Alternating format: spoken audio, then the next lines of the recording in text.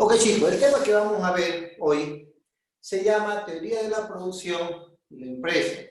Ustedes saben todo lo que nosotros consumimos, por ejemplo, azúcar, café, carne, ropa, vehículos, servicios, ¿no? Etcétera, etcétera. Todo en general, todos los bienes y servicios que nosotros usamos diariamente, ¿sí? Y lo utilizamos para sobrevivir y para vivir, etcétera, etcétera, lo producen las empresas. Es más, el nivel de vida de un país depende de su capacidad para producir bienes y servicios, es decir, de su sistema de producción. No se olviden de esa cosa. Es decir, si comparamos los niveles de vida actuales con los de hace unos años atrás, así como la diferencia que hay entre los diferentes países, ¿sí? Vamos a ver que todo se puede explicar por la diferencia de la productividad. Es decir, ¿qué es la productividad? Es la cantidad de bienes y servicios producidos por un trabajador en una hora de trabajo. Entonces, aquellos países, ¿sí?, donde tienen un proceso, un sistema de producción más desarrollado de tal forma que le permita producir mayor cantidad de bienes y servicios que otro país en una hora, significa que ese país es más productivo y está directamente relacionado con el nivel de vida. ¿Sí?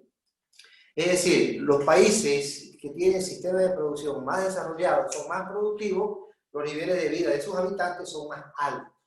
Cuando hablamos de los niveles de vida nos referimos a la forma de vivir, es decir, esas personas tienen más en su casa, un segundito. Mi empleada. Entonces decíamos que está demostrado que países donde su sistema de producción es más desarrollado son más productivos porque producen mayor cantidad de bienes y servicios en una hora que otro, los niveles de vida de sus habitantes son mejores. ¿Ok? Entonces, básicamente dijimos que eso se manifiesta por la productividad. Dijimos que la productividad es la cantidad de bienes y servicios producidos por un trabajador en una hora de trabajo. ¿Ok? Ahora la pregunta es, ¿de qué factores depende la productividad? ¿Sí? Entonces podemos decir básicamente, ¿sí?, de cuatro. Primero, tener acceso a la mejor tecnología. Segundo, contar con maquinaria y herramientas idóneas o adecuadas. Tercero, contar con trabajadores altamente calificados, educados, bien entrenados, etcétera, etcétera. Y cuarto, tener implantados procesos y sistemas de producción bien diseñados. ¿Sí? Perfecto. Entonces, eso es básicamente los factores o las condiciones de las cuales depende la productividad. Pero no se olvide que lo que vamos a ver acá en el curso hoy día es ahí está en la pizarra, teoría de la producción y la empresa. Entonces, los temas de los cuales se ocupa la teoría de la producción y la empresa va a ser a lo que vamos a hablar hoy día. ¿Sí? Y para empezar, vamos a hablar de la empresa. Ahora bien, ¿qué es la empresa?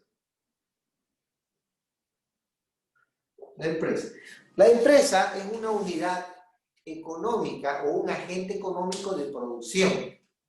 ¿Sí? ¿Cuál es su función de la empresa? Es decir, ¿a qué se dedica? ¿Cuál es su trabajo de una empresa? Utilizar los factores productivos, ¿sí?, y transformarlos en bienes y servicios, o también llamado output.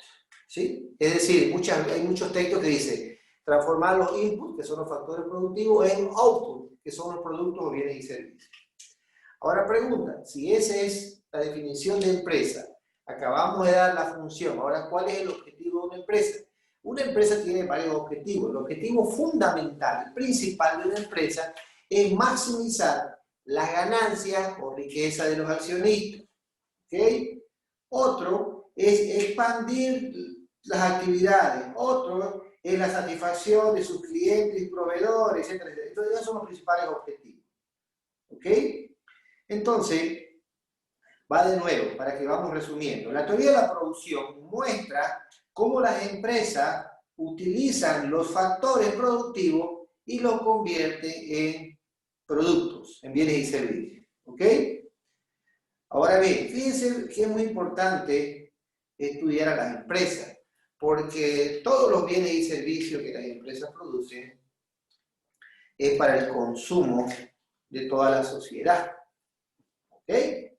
Bien, Ahora, ustedes saben que a través de los tiempos, las empresas, digamos, han ido cambiando, han ido mejorando su sistema de producción.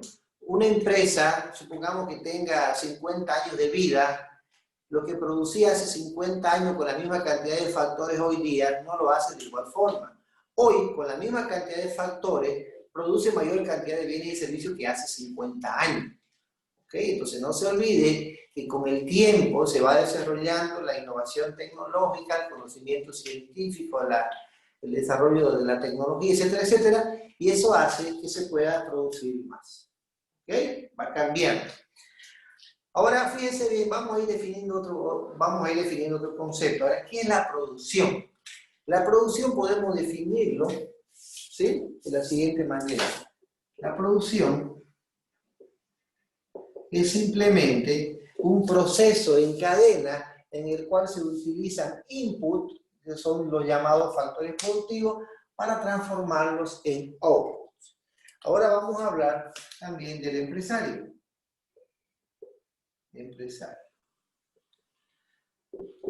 Bien, podemos definir que el empresario, ¿sí?, es aquella persona natural, ¿sí?, que básicamente aporta con un capital. ¿Ok? En la vida real, actualmente, se lo ha considerado de diferentes formas al empresario. Está lo que se llama el empresario tradicional, ¿sí?, y está el empresario moderno, ¿sí? Bien, pero fíjense lo siguiente, el empresario, a pesar de que es la persona que aporta con el capital y al mismo tiempo esta persona, este empresario, realiza las funciones propias de administración. Si ustedes recuerdan, lo han tenido que ver en principio de administración, ¿cuáles son las funciones propias de la administración de una empresa? Es organizar, planificar, dirigir y controlar. ¿Ok? Pues esas son las funciones propias que puede realizar el empresario. Pero muchas veces esas funciones que realiza el empresario, ¿sí?, va a estar en función del tamaño o del tipo de organización empresarial, ¿sí? Y es por eso que aparece la primera clasificación, ¿sí?, de los tipos de organizaciones empresariales. Pero antes de hablar de eso, podemos decir lo siguiente, para ir resumiendo también. La producción, ¿sí?, se organiza en empresas porque la eficiencia generalmente obliga a producir a gran escala. Es decir, a reunir un elevado volumen de recursos externos y a gestionar, supervisar cuidadosamente las actividades diarias. Es decir, que las empresas siempre van a ir mejorando su producción en función de la competencia. La competencia hace que las empresas, con el afán de sobrevivir, ¿sí?, vaya produciendo eficientemente. Es decir, su afán, a pesar de maximizar las ganancias, ¿sí?, va a hacer minimizar sus costos. Porque ustedes saben que la ganancia es la diferencia entre los ingresos menos los costos, ¿no? Entonces, insisto de nuevo, la ganancia es la diferencia entre los ingresos menos los costos. Los ingresos se generan por las ventas de los productos de una empresa. En cambio, los costos son los gastos que se realizan en los diferentes factores para producir bienes y servicios. En otras palabras, el ingreso se genera por la venta y los costos por la producción de los bienes y servicios. Entonces, yo voy a tratar de maximizar siempre como empresa eso, ¿no? Pero no se olvide que usted no está solo, está la competencia, ¿no? Y además hemos visto también que muchas veces el mercado, ¿sí?, es el que castiga o premia a las empresas. Porque cuando una empresa hace bien su gestión, el mercado se encarga de premiarla con ganancias. Pero cuando hace mal su gestión, se encarga de castigarlas con pérdida. ¿Sí? Bien, ahora vamos a hablar del tamaño de las empresas o tipo de organizaciones empresariales. ¿Sí? La más chica que hemos visto, ¿sí?, son las empresas unipersonales, o también llamadas en nuestra legislación propiedad individual. En este tipo de organización empresarial, en la propiedad individual, o sea, la propiedad es de un solo individuo, donde este individuo tiene pleno derecho a recibir todos los beneficios que le va a generar el negocio, y él también va a ser responsable por las pérdidas que incurre. pero siempre tiene una limitación, que él quiere hacer crecer su negocio y siempre va a tener problema con la restricción del capital. Y es así que para tener más capital aparece el otro tipo de organización empresarial, que son las sociedades colectivas. Entonces, las sociedades colectivas es el otro tipo de organización empresarial, que ya no es un solo dueño, sino, como dice, sociedades colectivas, está formado por un grupo de personas. ¿Sí? En nuestra legislación hay un número. Entonces, al margen de ese número, podemos decir que los socios que conforman este tipo de organización empresarial también tienen sus limitaciones. Supongamos que muera un socio, ¿sí? Toda la sociedad se tiene que disolver y construir una nueva con los nuevos socios. O sea, si quiere entrar un socio nuevo o usted quiere vender su parte, tampoco tiene que estar de acuerdo con los demás socios. ¿Sí? Cada socio es responsable de toda la sociedad. ¿Estamos de acuerdo? Y también tiene limitaciones en el acceso al capital. Y es por eso que aparece el otro tipo de organización empresarial más grande. Pero fíjense bien, un poquito dando un paso atrás, dentro de las organizaciones empresariales formadas con, por ejemplo, como sociedades colectivas, tenemos también otra, que son las sociedades comanditas y las sociedades limitadas. ¿Sí? Bien. Y después, por último, las organizaciones empresariales más grandes son las famosas sociedades anónimas. ¿Sí? Pero escuche bien, en una sociedad anónima, el capital está dividido en pequeñas partes llamadas alícuotas, pero conocido con el nombre de acciones, lo que facilita la reunión de grandes capitales. Así usted ya no va a tener problema de capital. Pero cada socio, escuche bien, cada socio accionista tiene una responsabilidad limitada. Es decir, solo responde del capital que ha aportado. Pero no se responsabiliza por las deudas sociales de la empresa. Si usted dice yo soy dueño, soy socio del Banco Mercantil, ¿por qué? Yo le pregunto, porque usted me dice, tengo una acción de $1000, entonces usted es dueño del Banco Mercantil de $1000. ¿Sí? Y las sociedades anónimas, ¿quiénes son los que llevan adelante la empresa? ¿No? Hay un directorio y el presidente del directorio es el socio mayoritario. Entonces, fíjense bien, en este tipo de organizaciones empresariales, la función del empresario ya no es la misma. Cuando es propiedad individual, que muchas veces lo ve acá en cada esquina, el empresario, ¿sí? Él hace todo. Él hace todas las funciones de administración, las hace el empresario y nada más que el empresario. ¿Estamos de acuerdo? Es decir, él organiza, él planifica, él dirige y controla toda su actividad. Pero a medida que va cambiando, va haciéndose más grande la organización empresarial o la empresa, las funciones del empresario van cambiando. ¿Sí? Ok. Bien, ahora ¿qué más vamos a hablar? Ahora vamos a hablar de otra cosita, antes de que me olvide. Por ejemplo, dentro de la tipo de organizaciones empresariales, ¿sí? También están las empresas de economía social, que son las cooperativas. ¿Sí? Por ejemplo, cuando hablamos de las cooperativas, puede ser que sean cooperativas de trabajadores, de productores, ¿sí? De consumidores, etcétera, etcétera. Pero no se olvide ustedes que el objetivo de una empresa simplemente es el de maximizar las ganancias o riqueza a los accionistas, y ya lo dijimos al comienzo, como objetivo fundamental de una empresa. Pero no se olvide a su vez lo que les dije recién, que el beneficio es la diferencia entre los ingresos derivados de las ventas y el costo total derivado de los recursos utilizados para producir los bienes y servicios. ¿Ok? Ahora vamos a hablar de la producción en el corto plazo. Yo les pedí que lean, les pasé un videito, así que vamos a hacer un gráfico en la pizarra. Ok, chicos. Entonces ahora vamos a hablar de la producción en el corto y en el largo plazo. Ahora escuchen, hablar de la producción entre el corto y el largo plazo en economía es diferente del concepto que se usa en contabilidad. Por ejemplo, ustedes saben que en contabilidad muchas veces usted lo ve en su mismo balance, de corto plazo es menor a un año, de largo plazo son operaciones mayores a un año. Pero en economía no hay eso. La diferencia entre el corto y el largo plazo no es en el tiempo, no es el tiempo, no es menor a un año, mayor a un año, menor a 5 o mayor a 10 años, no hay eso. La diferencia entre el corto y el largo plazo en economía está en el uso de los factores productivos. ¿Está bien? Por ejemplo, en el largo plazo, cuando hablamos de factores productivos, estamos hablando del factor tierra, trabajo y capital. No se olvide que el factor tierra, estamos hablando de las instalaciones, de la fábrica. ¿Sí? El factor trabajo, estamos hablando de los trabajadores, de las personas que se les paga por trabajar. Y cuando hablamos del capital, estamos hablando de las maquinarias y de los equipos. ¿Sí? Ahora bien,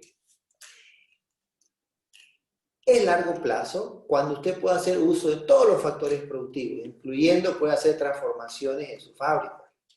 Pero ¿qué sucede cuando no es largo plazo? Se sobreentiende que es el corto. Ahora bien, escuchen. ¿Qué pasa, por ejemplo, si usted en su empresa quiere aprovechar un incremento en la demanda del bien que usted produce? Usted quiere incrementar su demanda. Pero la pregunta es, ¿usted tiene el tiempo y los recursos necesarios y suficientes para aumentar su nivel de producción? Ahora bien, usted sabe que en el corto plazo lo puede hacer. En el corto plazo, usted puede hacer uso de un factor productivo como ser el trabajo. Hace uso solamente de un factor productivo. Usted pone por prensa, necesito trabajadores, y al día siguiente tiene gente haciendo fila y los contrata. Puede aumentar su nivel de producción. A lo sumo también puede comprar materias primas, insumos y aumentar su nivel de producción, pero más de eso no se puede. Y ahí estaríamos hablando del corto plazo. Supongamos que insiste el mercado y su demanda sigue subiendo y usted quiere aumentar su nivel de producción, pero usted más de lo que ya hizo ya no puede hacerlo porque está en el corto plazo. Ahora, si usted pudiera hacer uso de todos los factores productivos, estaríamos hablando en el largo plazo. ¿Ok? Ahora bien, vamos a hablar de unos conceptos que son interesantes en el corto plazo. Perdón. Vamos a analizar la siguiente curva, que es la curva de función de producción, que es esta de acá, o también llamado el producto total. Como ustedes pueden ver, esta curva nace de cero. ¿Sí? ¿Qué tenemos en el eje X? Tenemos la cantidad de trabajadores. De los tres factores productivos voy a hacer uso de uno. Factor productivo trabajo. Entonces es cantidad de trabajadores. Y en el eje Y tengo la producción. ¿Sí? Entonces, tal como usted puede ver, la función de producción muestra, ¿sí?, la relación, ¿sí?, o muestra la cantidad de producto que usted obtiene utilizando una determinada cantidad de trabajadores. Por dar un ejemplo, con esta cantidad de trabajadores usted obtiene este nivel de producción. Con esta cantidad de trabajadores obtiene este nivel de producción. Con 0 trabajadores produce 0 y así sucesivamente. Mientras más produce, o sea, teóricamente, a medida que aumenta la cantidad de trabajadores, aumenta su nivel de producción. Pero fíjense bien, va a llegar un momento que cuando usted aumenta el número de trabajadores contratados, su función de producción empieza a disminuir. Quiere decir que entre ellos ya se están estorbando y en lugar de aumentar su nivel de producción, mientras más trabajadores usted contrata, más disminuye el capital, más disminuye la producción. Porque puede ser que esta cantidad de trabajadores estén operando una sola máquina. Entonces ya entre ellos se están estorbando. ¿Entiende? No se puede producir más. Y eso es lo que se llama el máximo Taylor. Pero ahora fíjense bien. Relacionado con, entonces, insisto de nuevo, el producto total es la cantidad de producción que se obtiene con una determinada cantidad de trabajadores, que también se llama función de producción. Pero vamos a hacer un poquito más amplio. La función de producción me muestra la cantidad de productos o producción que se obtiene utilizando una determinada cantidad de trabajadores y un determinado nivel de tecnología. No se olvide que siempre se produce con tecnología. ¿Ok? Siempre se produce con tecnología. Entonces, no se olvide usted, ¿sí?, que tiene que hacer uso de la tecnología. ¿Por qué? Porque lo que usted produce ahora no es lo mismo que producía hace 50 años. Gracias a que produce más ahora a la tecnología. Entonces, así como se define el producto total. Y después tenemos el producto medio. Ahora fíjense, el producto medio es igual al producto total dividido la cantidad de trabajadores. y el producto marginal, ¿sí? Es igual a ¿qué cosa? A la variación del producto total dividido la variación de la cantidad de trabajadores.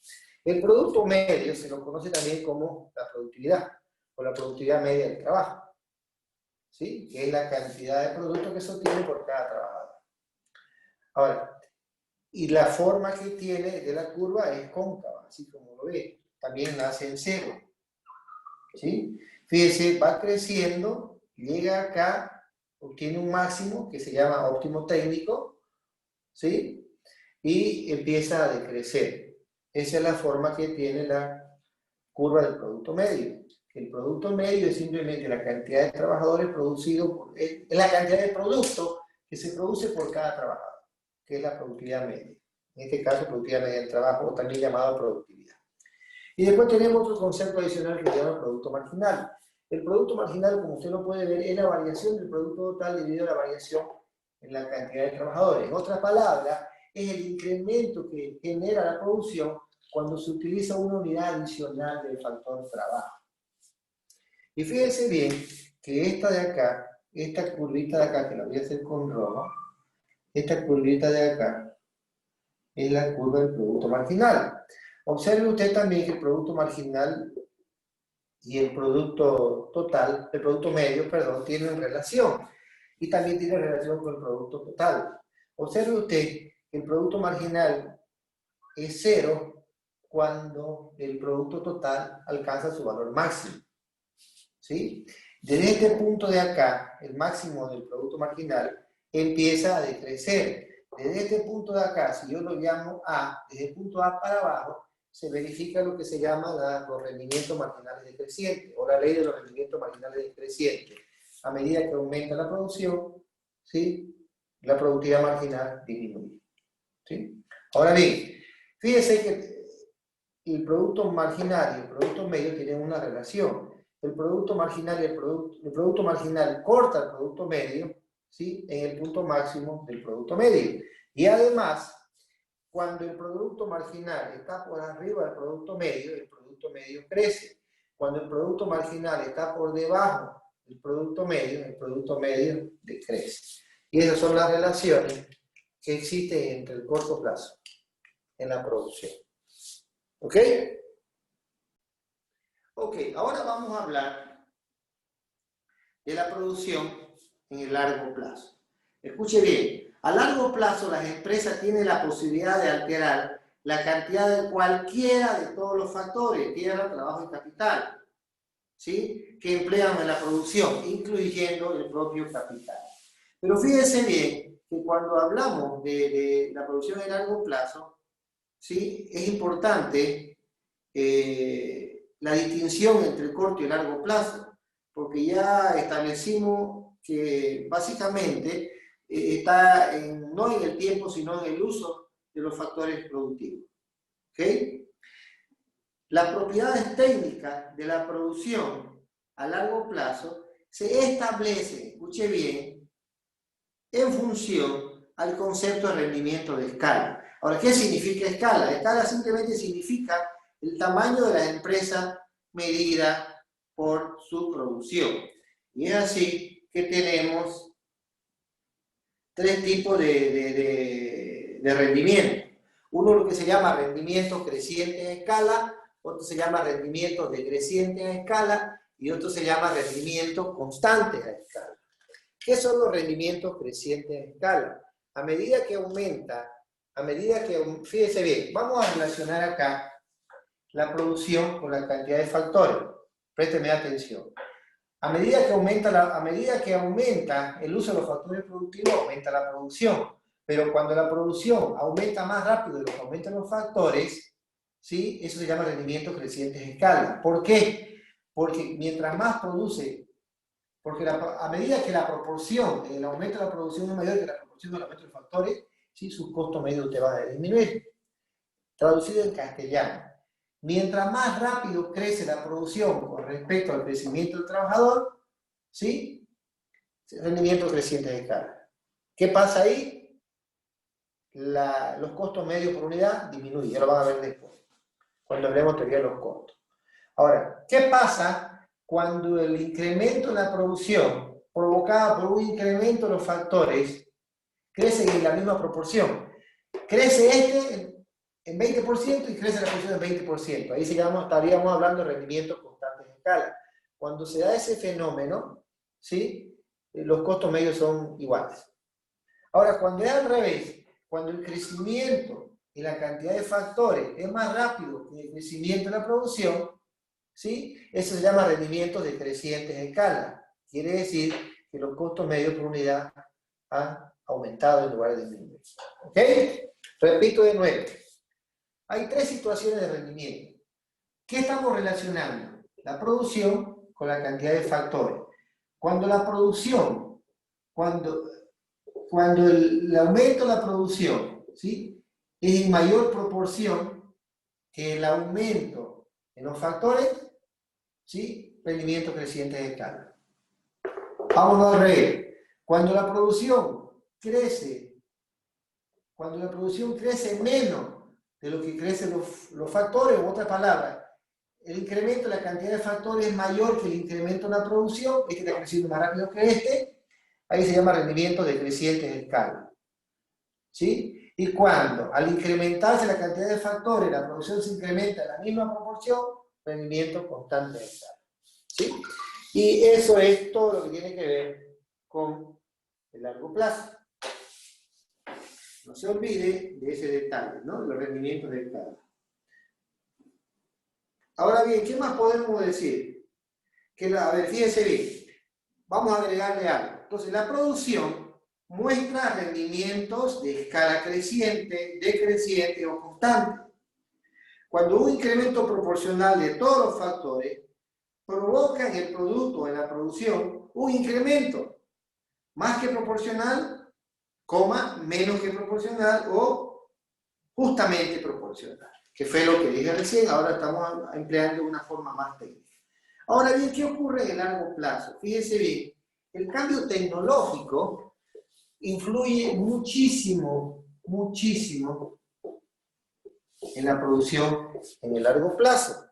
¿Por qué? Porque usted en el largo plazo puede tener esta situación. Supongamos que esta de acá es su función de producción. Es de una función de producción en el año 2020. Entonces, esta de acá es mi función de producción en el año 2050. ¿Sí? ¿Qué tiene acá usted? Acá tiene usted producción y aquí tiene factores. Pongámosle un factor variable. Vamos a usar los tres factores, uno solo, que en este caso es el trabajo. ¿Sí? Observe usted que la tecnología o el conocimiento tecnológico, etcétera, etcétera, o el cambio tecnológico, la innovación tecnológica, ¿qué provoca en el largo plazo? Que con la misma cantidad de factores, usted determinaba este nivel de producción. Ahora, gracias a la tecnología, a la innovación tecnológica, etcétera, etcétera, entonces usted con la misma cantidad fija de factores productivos, usted obtiene una mayor cantidad de producto o producción. ¿Gracias a qué? Gracias a la innovación tecnológica. ¿Sí? ¿Estamos de acuerdo? Bien. O sea, dicho de otra forma, el cambio tecnológico, escuche bien, hace referencia a la mejora en los procesos seguidos para producir bienes y servicios, o bien a la introducción de nuevos productos. O sea, no solamente se refiere al cambio tecnológico en sí, sino que puede ser que también conlleve aumento en la productividad. ¿Sí? Y ese aumento en la productividad va a influir en los niveles de vida. ¿Está bien? Es decir, de forma que con la misma cantidad de input o de producto, usted puede obtener una mayor cantidad de output, de producción. En términos gráficos, un cambio tecnológico se concreta en un desplazamiento hacia arriba de la función de producción tal como usted lo tiene ahí de arriba. En otras palabras, la innovación tecnológica concretada, escuche bien, en nuevos procesos productivos o también en mejora en los sistemas de control de calidad o bien un mayor grado de, por ejemplo, de informatización, etcétera, etcétera, equivale a un desplazamiento hacia arriba de la función de producción. Entonces, escuche bien, les resumo. La innovación tecnológica se puede manifestar a través de nuevos procesos productivos, se puede manifestar a través de mejores sistemas de control de calidad, o se puede manifestar a través de un mayor grado de informatización. Todo eso, esos tres factores que hablamos, da lugar a que mi función de producción, y la digo un poquito más, a que mi función de producción se desplace hacia arriba. ¿Sí? Con la misma cantidad de factores obtengo mayor cantidad de productos. ¿Gracias a qué? Gracias simplemente al cambio tecnológico, a la tecnología. ¿Estamos de acuerdo? Ahora bien, pero, a ver, ¿qué más me estoy olvidando? Pero fíjense bien, cuando hablamos de ese cambio tecnológico, ¿sí? Simple, o sea, ¿cómo definiríamos, digamos, ese cambio tecnológico, la tecnología? La tecnología se define como el grado de conocimiento técnico que tiene una sociedad en un determinado periodo de tiempo. Es así como se define la tecnología, ¿no? Bien, ahora vamos a hablar de dos conceptos que se usan mucho cuando vemos teoría de la producción. Uno, lo que es la eficiencia económica, y otro que se llama eficiencia técnica. ¿A qué se llama eficiencia técnica? Escuchen, un método de producción es técnicamente eficiente si la producción que se obtiene, ¿sí?, es máxima, es la máxima posible, pero con una cantidad de factores específicos. ¿Sí? Una cantidad de factores específicos, los factores son tierra, poder, capital, de eso estamos hablando. Ahora vamos a hablar del otro, de la eficiencia económica. No se olvide que la eficiencia económica, o sea, la eficiencia técnica va relacionada con la producción, la eficiencia económica va relacionada con los costos. Entonces, un método de producción, ¿sí? O sea, un método de producción es económicamente eficiente si minimiza los costos de oportunidad de los factores que se utilizan para obtener un cierto nivel de producción dado. ¿Ok? Y después, con eso cerramos. Ahora vamos a ver algunos conceptos básicos. Ahora vamos a hablar de la financiación de la empresa. Escuche bien. Las sociedades anónimas, hemos visto que son los tipos de organizaciones empresariales más grandes, pueden lograr fondos para su crecimiento, ¿sí?, de la misma forma que los propietarios individuales o de las sociedades colectivas. Es decir, pueden obtener crédito o préstamos bancarios. ¿Sí? Entonces, no se olvide que todas las empresas, para realizar sus actividades, necesitan hacer uso de los factores productivos. Pero el uso de los factores productivos no es pues gratis, hay que pagar. Por ejemplo, cuando usted usa el factor productivo trabajo, tiene que pagar salario. Para producir usted necesita comprar materias primas, insumos, y eso cuesta plata. Entonces, ¿de dónde va a obtener usted los fondos para realizar sus actividades? ¿De dónde lo va a conseguir? Eso se llama financiación. Entonces, muchas veces la forma más común de adquirir fondos, de adquirir financiación, es mediante los préstamos bancarios, ¿sí? O otra forma es mediante, por ejemplo, si su empresa usted ganó plata, otra forma es, en lugar de prestarse plata, reinvertir las ganancias, ¿no?, o las utilidades. Si fuera sociedades anónimas, vender más acciones, o si fuera otro tipo de organización empresarial, incrementar dinero fresco, ¿no?, que los dueños le pongan más plata a la empresa, ¿sí? O también que emitir deuda a través de la emisión de bonos. Esas son las fuentes más comunes que tiene para financiar una empresa. Bueno, chicos, y hasta acá básicamente hemos terminado todo lo que es teoría de la producción.